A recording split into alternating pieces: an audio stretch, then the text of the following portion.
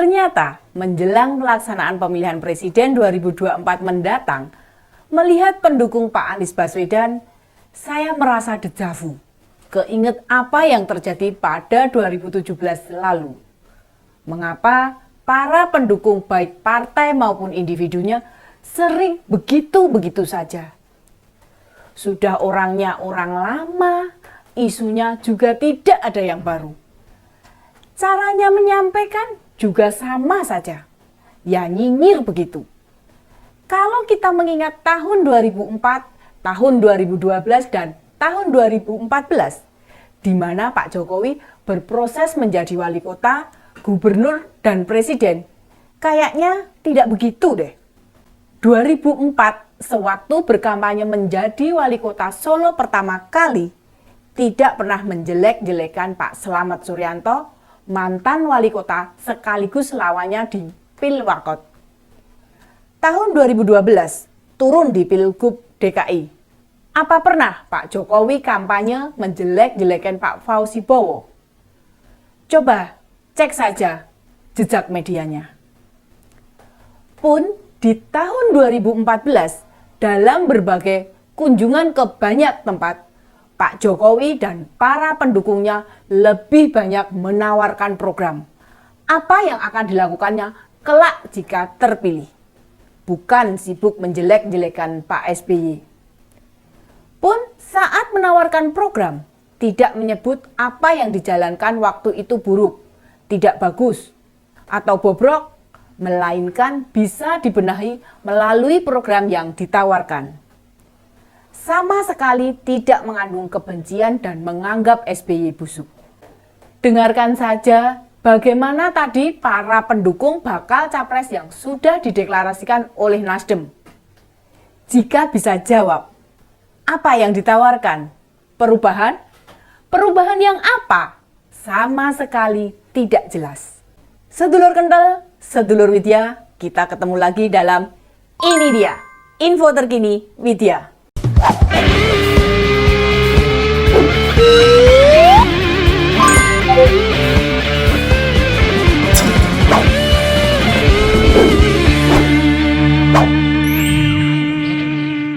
Itu yang ada di benak publik, bukan soal partai, KIB segala macam.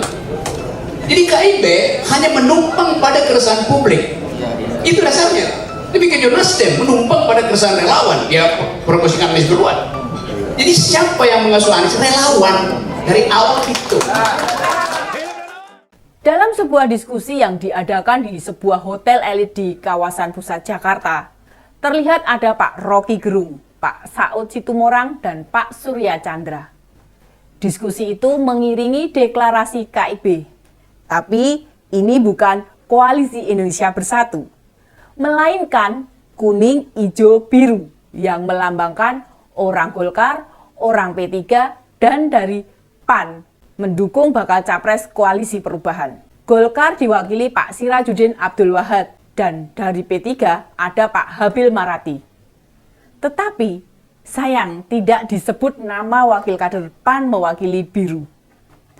Seperti biasa, mereka mengklaim didukung puluhan juta orang yang berada di belakang Pak Anies Baswedan.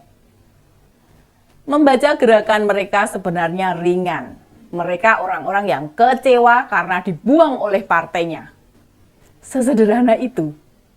Kata Pak Rocky dalam presentasinya, kuning, hijau, biru menjadi pembeda dari Koalisi Indonesia Bersatu. KIB versi mereka bisa dimaknai sebagai Koalisi Indonesia Bermutu.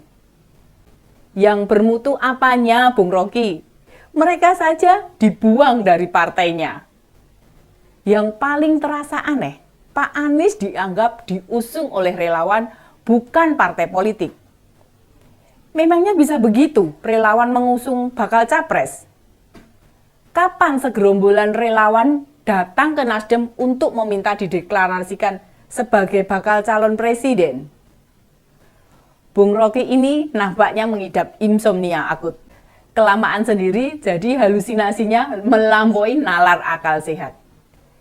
Dia juga mengatakan mutu politik drop setiap hari karena digerogoti oleh arogansi. Arogansi yang mana? Coba Anda tunjukkan Bung Rocky, kalau hanya main klaim tanpa menunjukkan fakta, anak SD saja bisa bicara begitu. Sebentar, Bung Rocky sempat menyatakan arogansi itu seperti perpanjangan masa jabatan dan penundaan kekuasaan. Mungkin maksudnya penundaan pemilu. Waduh, Bung Rocky, sepertinya bukan insomnia lagi yang diderita Bung Rocky ini. Jangan suka membelokkan fakta, mengabaikan bukti, dan mengalihkan kenyataan. Jangan-jangan sumber informasi Bung Rocky cuma dari grup WA relawan. Atau channel YouTube kelompoknya sendiri yang berisikan informasi-informasi sampah. Makanya tidak pernah mendengar Pak Jokowi sudah memerintahkan agenda pemilu tetap seperti semula, yakni pada Rabu 14 Februari 2024. Bagaimana bisa keputusan KPU sebagai penyelenggara pemilu tidak dipercaya? Mereka itu meyakini apa yang disampaikan lembaga berwenang seperti mimpi, menolak apa yang jelas-jelas sudah jadi keputusan.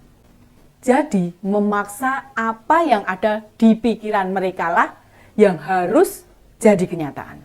Faktanya dalam berbagai survei, bukan hanya oleh satu lembaga, elektabilitas Pak Anies cenderung stagnan, atau dengan kata lain statis, jalan di tempat. Bahkan beberapa kali turun.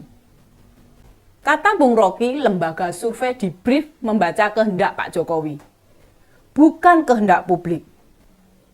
Serius itu yang disampaikan?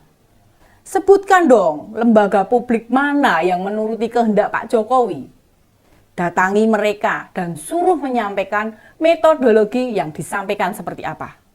Sudah sesuai dengan kaidah-kaidah survei atau belum? Saya tahulah apa yang disampaikan Bung Rocky itu nantinya akan dipotong videonya. Pendek begitu, lalu di-blasting. Agar masyarakat tidak mempercayai survei yang dilakukan oleh berbagai lembaga survei.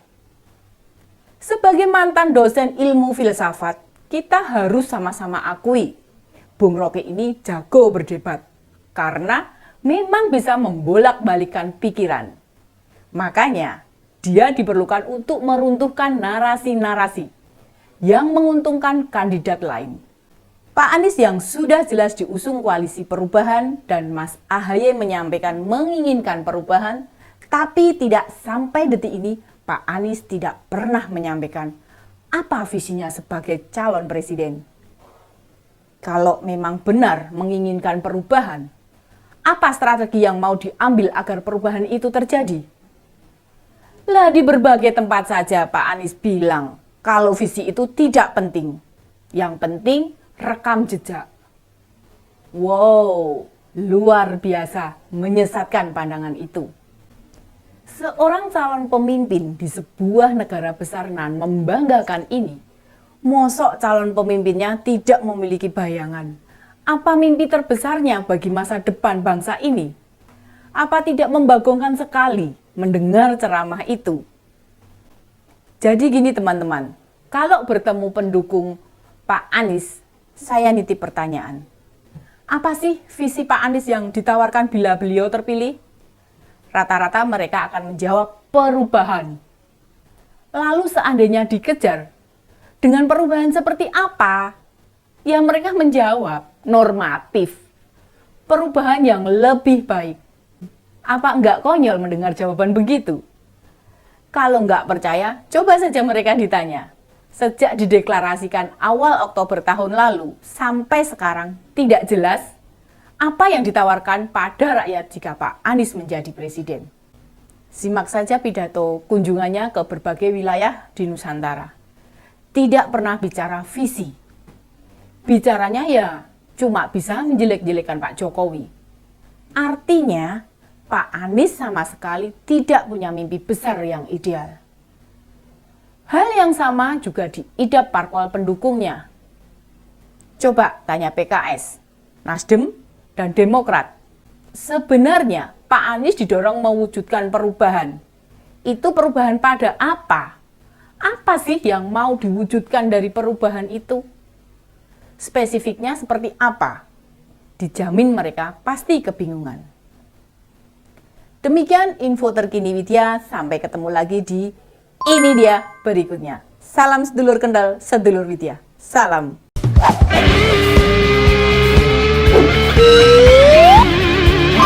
Thank you.